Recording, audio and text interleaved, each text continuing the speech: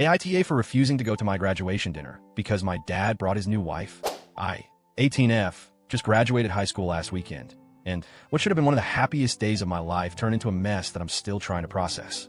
I need some outside perspective because my dad and part of his family are calling me selfish, and now I'm starting to wonder if they're right. So, here's what happened. This year has been a whirlwind for me. I pushed myself harder than ever to finish school with honors, applied to multiple universities, got accepted into my top choice, and even secured a small scholarship. I'm the first in my family to graduate high school with honors and go straight to university, and I was honestly proud of myself. It might not sound like a big deal to some people, but to me, it was huge. I didn't want a party, or gifts, or a big celebration. All I asked for was a quiet family dinner after the ceremony. Nothing extravagant, just my mom, my dad, and my younger brother, 16M. That's it. One peaceful evening where we could all sit at the same table, eat a meal, and celebrate this milestone together. Here's where it gets complicated. My parents are divorced, and not the amicably co-parenting kind. It was a really painful, messy split. My mom found out that my dad had been cheating. The details were fuzzy, but everyone kind of knew that his now wife, Kim, was already in the picture before the divorce was final. My mom never tried to poison us against him, but I remember nights where she cried in the kitchen when she thought we were asleep. The betrayal really broke her. That said, both of my parents have made efforts to keep it civil for my brother and me. They show up to school events without drama, smile for pictures, even sit near each other sometimes. It's awkward, sure, but manageable. So when I asked them to have dinner together after my graduation, it didn't feel like too much. The one thing I specifically asked for, pleaded for, really was that Kim not come. I wasn't trying to be petty. I wasn't asking to exclude her from my life forever. I just wanted one night where my mom didn't have to sit across from the woman she believes contributed to the end of her marriage.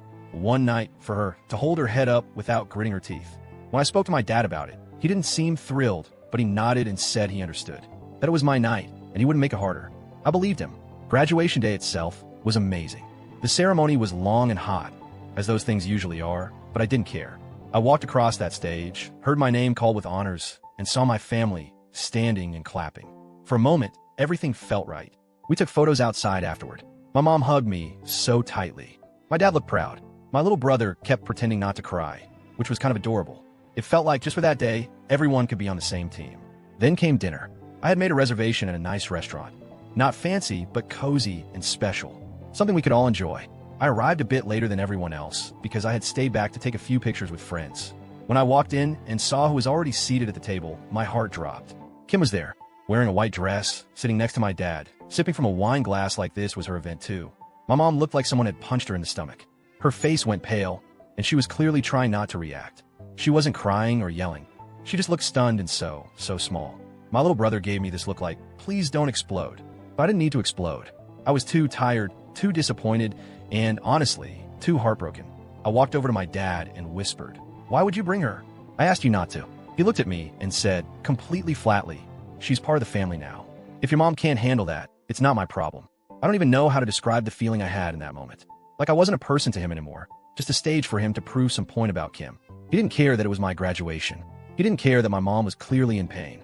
He cared about making sure his new wife didn't feel left out, even if that meant trampling the one boundary I'd set. I looked at my mom, who gave me a small, tight smile that said, "It's okay, let's just get through this." And that almost broke me more, because she was willing to swallow her pride for me, and my dad wasn't. So I turned around and left, quietly. No yelling, no scene. I just walked out of the restaurant, ordered an Uber, and went straight to my best friend's house. When I got there, I went straight to her room and cried. Not the soft kind of crying, like full-on, ugly sobbing. I didn't even eat dinner. I just wanted to disappear.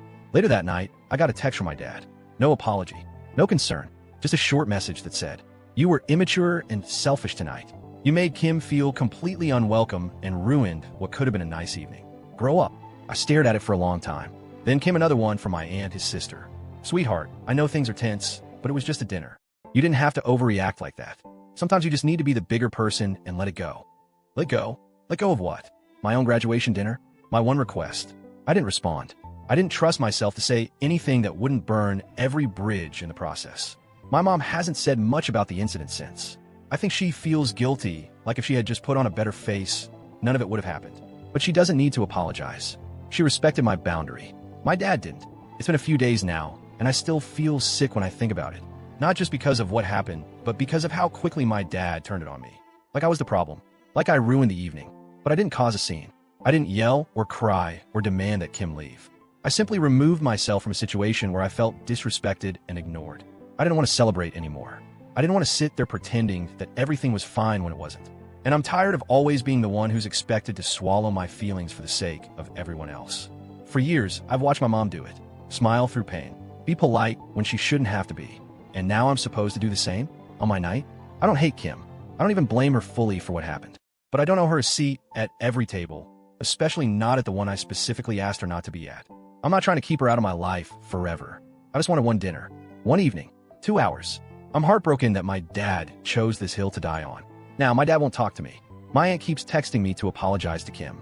My brother says he gets why I left, but he wishes I just stuck it out for a couple hours. And I'm left wondering, did I overreact? Should I have just smiled, eaten dinner, and dealt with it? Or was it okay for me to draw that boundary and walk away when it was violated? I really don't know anymore. So, AITA?